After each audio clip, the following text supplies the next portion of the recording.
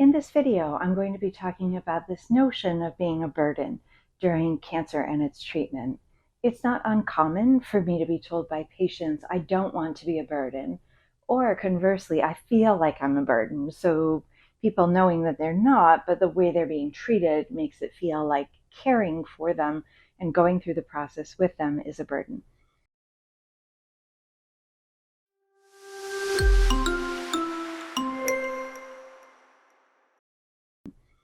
So where should we start? First of all, when you're sick, it's normal that you would need more help. So even if you have no evidence of disease and you're going through chemotherapy to decrease the risk of the cancer coming back, you have side effects. One of the worst ones is fatigue. Other side effects include problems with sleep and sometimes hormonal fluctuations leading to hot flashes. So there's a lot going on with your body and you're not getting the rest that you need. The other thing is your attention is scattered. You're focused on, at some level, concern about what's happening next. You're getting a lot of information.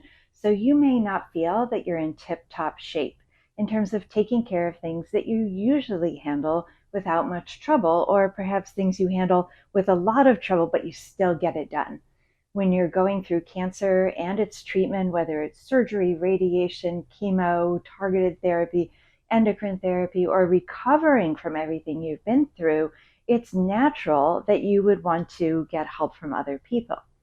There are a couple ways this could go. One is people could really want to help you out. People actually benefit from doing nice things for other people. On the other hand, if people don't feel that they have the ability themselves to help you out, they may show resentment or contempt or impatience.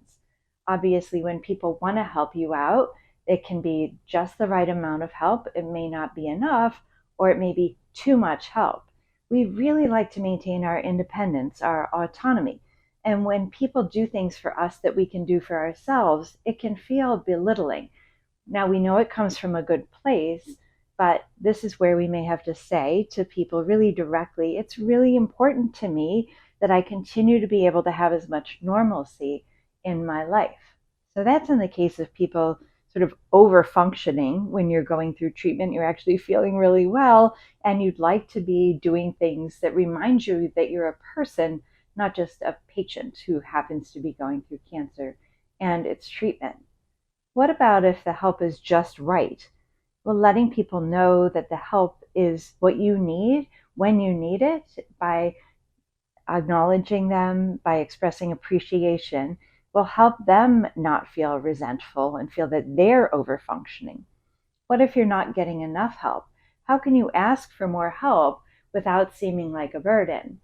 Well, making direct requests is probably the most effective way, and you can also tell people you expect how long it might last. So I expect that I'm going to need help for the next 8 months or so while I undergo chemotherapy and radiation and surgery, and while I'm recovering. And it's actually probably more like 12 months, but maybe staying on the optimistic side can help while people are still getting used to the idea that they're going to be doing more.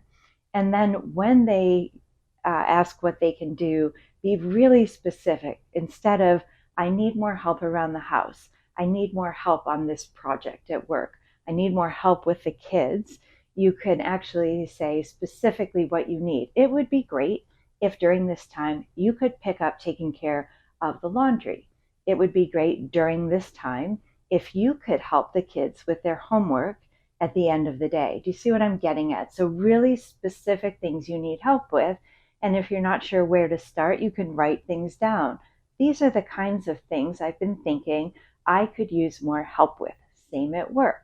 And again, making sure they understand it's time limited will make people feel that they're stepping up rather than you're dumping on. I hope that distinction makes sense.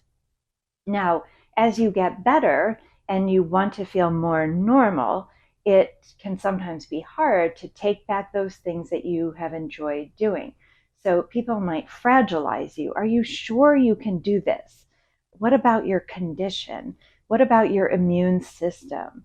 And you can feel, again, very direct, that it's okay to be very direct and say, my immune system is back to normal.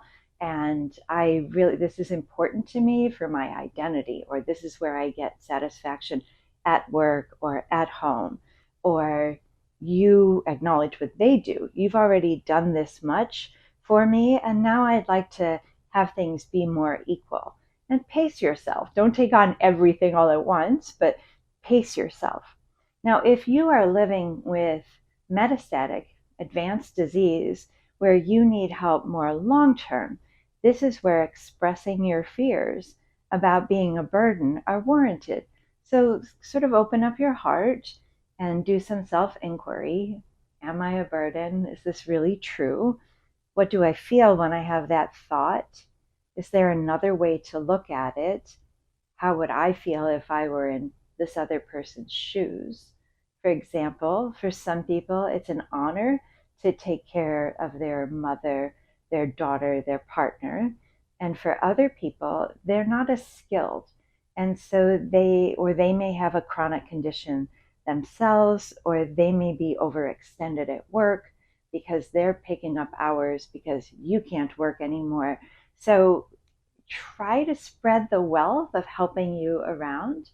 People in your social circle who feel so powerless to help you, taking you to an appointment or seeing if you can outsource things. It would be great if you could help me fold the laundry.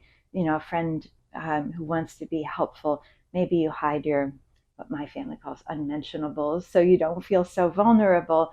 But people do want to help. Again, it's really good for them, and it raises their good feeling hormones like oxytocin and serotonin. So, but the first thing I think to do is to challenge the thought of I'm a burden. I think that's the first thing you really want to do when we enter into a relationship. That's kind of what we're doing, is we're sharing the burden of the work. So you're not a burden. The work might be. And sharing that maybe in new ways. Maybe you've been an overfunctioner. Sharing that work is something that can help bring you closer to the people who get to help you out. I've covered a lot. I've covered, when you're getting treatment, you need more support, you're having just the right support, you have too much support, and then how to frame an effective direct request. And then also, if you're living with more chronic effects of the disease or its treatment, how to negotiate and reframe the idea that you are a burden. If you're really struggling with this, I suggest talking with your medical team and seeing if you can get some additional psychosocial support from a social worker or a counselor or a couples counselor, and actually, we use family therapy to help with parents and kids, or patients and their parents. So all of these are options too. Just talk with your medical team and know that you're not alone in having these feelings. Thanks for watching. I hope this has been helpful for you. If it has, click like and subscribe. That'll help YouTube show you other videos that we've done in a similar vein, help other people just like you find these videos. And also you can like us on Instagram. Thanks for watching.